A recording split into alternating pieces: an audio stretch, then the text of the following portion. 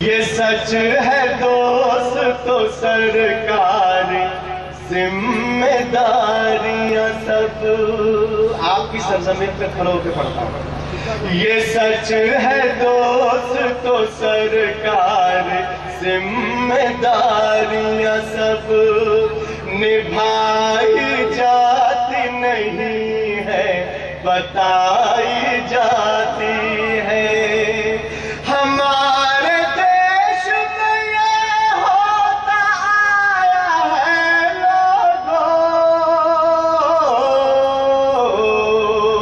सजाएं दी नहीं जाती, सुनाई जाती है। सजाएं दी नहीं जाती, सुनाई जाती है। रहीम राम को रावण को भी समझता है। क्या कहें, वाह। रहीम राम को रावण को भी समझता है। बखूबी जहर को चंदन को भी समझता है। बहुत अच्छे जनाब आपका जावेद है तो मुस्लिम ही,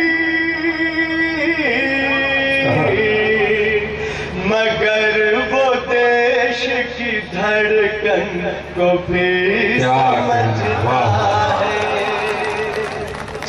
किसी जादू किसी मंतर से नहीं आए हैं। किसी जादू किसी मंतर से नहीं आए हैं।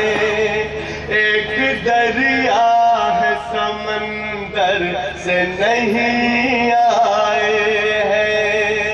हम कुंवर है कोई जावेद है जो भी, लेकिन